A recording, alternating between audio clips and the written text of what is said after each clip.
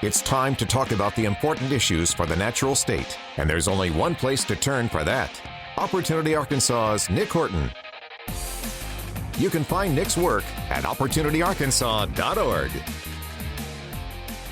And welcome back to First News. It is the Wednesday edition here on the 22nd of January, just about 19 minutes in front of 8 o'clock. And we have a replacement for Nick today, as Nick is busy. We put him on the bench, gave him a morning off, as Jay Robertson is joining us. He's the Public Affairs Director for Opportunity Arkansas, and, of course, covering the Arkansas legislative session right now. And, Jay, welcome back to the show. How are you doing this morning? Hey, Toby, thank you for having me. I'm doing great. It's hard not to be feeling encouraged seeing all the news coming out of Washington with the inauguration. I know everybody's been paying attention to that, and it just feels like a new day. Yeah. And I think that's where a lot of folks' eyes have been this week. Well, and obviously you watched the inauguration on Monday. And then any thoughts on the swath of executive orders now signed? I mean, it seems like we're making a lot of headway really quickly with Trump. Yeah, it's really amazing to see. I mean, the biggest takeaway for me is just the competency that's being projected. Having a president sitting in the Oval Office, signing executive orders, and at the same time explaining what they do, why they're important, taking questions from the press. Mm-hmm. It's just a breath of fresh air. And so I think we're going to see a lot more in the days to come. And there's been a lot of action already that I think will have impacts for Arkansas. One of the things that we've been looking at that hasn't been reported on as much is just the action they've taken to put good people in place as interim directors of these agencies.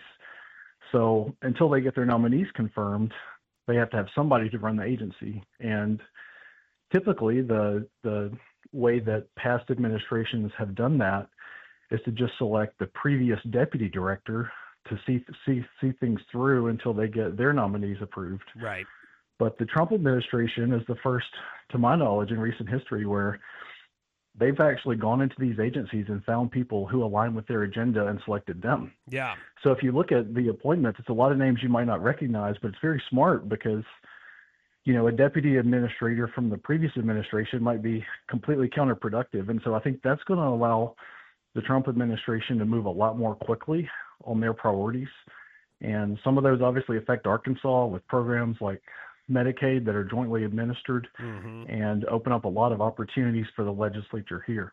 Yeah, no, and you're right. It's not being talked about enough about these interim directors until nominees do get confirmed through the Senate, and just all part of the new chapter that's taking place at the White House. As we're talking with Jay Robertson this morning, he's the Public Affairs Director of Opportunity Arkansas. And Jay, as far as back home here, according to my legislative guide, which is your newsletter, Non-Debatable, which by the way, everybody, you can sign up for Non-Debatable. Go to nondebatable.com and you can sign up to get that in your email when they send it out. Once or twice a week it comes out. But it says there's a bunch of Medicaid expansion bills, which kind of surprises me that they're on the table for committee review this week. And my question here, Jay, is if we're talking about Medicaid reform and sizing down this program, why are state legislators presenting bills to grow it? Isn't this a big waste of time when the majority wants to do something else? Well, it's a great point. And I think a lot of people have been stuck in this mindset that after Obamacare passed, Arkansas was one of just a handful of southern states that actually chose to expand Medicaid through Obamacare. And with the previous administration, the prospect of having any real reforms that were actually going to fix a lot of those problems was just not possible because they weren't accepting changes. And now that's completely changed. It's a new day. And so I think maybe some folks are just adjusting to that new reality. And we have seen folks who are still filing some of those bills that have been run in the past, but it's been pretty clear, at least from what we've seen from the Trump administration so far, that they are intent on fixing these problems that were created by the expansion of Obamacare that really have put states like Arkansas in a bind. And the door's now wide open to fix a lot of these problems. And so I think we'll see more bills filed soon to actually address some of those issues. You had some big news the last week with the governor coming out in favor of work requirements for able-bodied adults Right. that are on that program post-expansion. And it's also a big budget issue for the state of Arkansas. After Obamacare expansion, the Medicaid program, which is now morphed into serving people that Medicaid was never intended to serve, Right. it consumes more than a quarter of our state's budget, but it's also a huge driver for the federal budget deficit. And so I think there's going to be movement in Washington to look at reducing some of those reimbursements that were set really high to encourage expansion. Mm-hmm. And that's going to force Arkansas to also really look at how can we better prioritize these resources so that they're used to serve people they need, that really need the help, as opposed to these able-bodied adults that really should be working. And so we were really encouraged to see the governor make a statement in support of getting work requirements in place.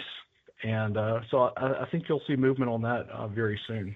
Jay, kind of dialing in or zeroing in on what the governor said about supporting work requirements, what does that mean specifically? Like, how do you identify someone who's on Medicaid that, you can say, hey, you're able to do some work, and so here's the work you're able to do, and so you shouldn't be getting Medicaid. How do you decipher that? How does that work specifically? Yeah, so before Obamacare was passed, Medicaid really served as a safety net to help children, people who were in poverty, people who were disabled, who couldn't afford to purchase health care and needed that coverage. Mm-hmm. Obamacare expanded it to allow for people who never qualified previously, people who are able-bodied adults that are above the federal poverty limit, that really should just be working and providing for themselves. It pushed all those people into the Medicaid program. Mm-hmm. And there are hundreds of thousands of people in Arkansas that fall into that category right now. And, what I think the governor's message is that we need a work requirement because, frankly, it's the right thing to do. Yeah. If people are able to work and provide for themselves, they need to be doing that. And it's important for the sustainability of the program, but it's also important for these folks. We need them in our economy. We need them working and producing. And so that I think that's the step they will take. And, it allows for people to get training, to volunteer, to basically transition into the workforce. And this is not something that's never been tried before. Arkansas has had a version of this previously. There's some other states that are pursuing this. And so there's a precedent for it. And obviously with the governor's strong relationship with President Trump, I think we have a clear path to getting there. And it's important to make sure that we're protecting the taxpayers of Arkansas, that we're not subsidizing people that really should be working, and that we're prioritizing those resources for the people that really need it, but then also freeing up some more taxpayer dollars that can be used for all these other priorities of the state. And as long as we're stuck where we're at right now, it's very hard to eliminate a state income tax, to fund infrastructure, to do all the other things that are priorities of the legislature until you address Medicaid and how it's just exploded post-Obamacare. Yeah, well, in the graphic of the week in the non-debatable newsletter, which you can sign up for at nondebatable.com, it's three people, and one of them's grayed out, and two of them are not, and it says nearly 1 in 3 Arkansans are dependent on Medicaid, and so it speaks volumes about how much taxpayer money goes into that program here in our state. One other topic real quick, Jay, have you seen any bills head to committee? I know a lot of people looking forward to getting rid of this grocery tax. Have we seen any bills head to committee on the grocery tax or rescinding the grocery tax at this point? Or if not, when do you expect to see some movement on that? Yeah, it's clearly a priority for the legislature, a priority for the governor to get that done this session. We have not yet seen a bill dropped on that. Mm-hmm. We've heard from several members who are working on that. They're kind of ironing out some of the logistics on how you do that. It's a little more complex than, say, for instance, cutting the income tax because of some of the ways that is structured. Mm-hmm. But it's fully underway, and I think you'll see something dropped on that pretty soon in the next couple of weeks. And, we're obviously very supportive of that. We have identified that as a way that we can help reduce the cost of living for people who are struggling with the prices of groceries. And, eliminating a tax is almost more important than just paying a tax because Right.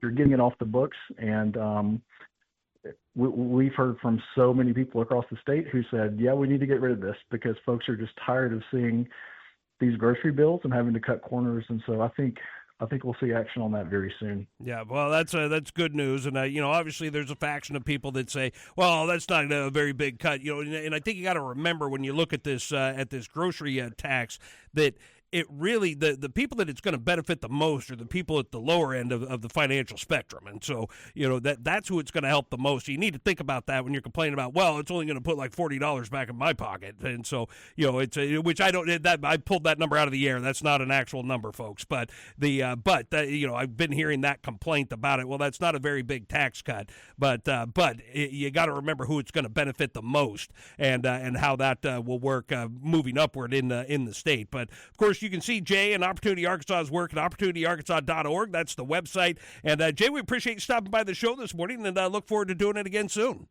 Thank you, Toby. Appreciate you having me, and talk to you again soon.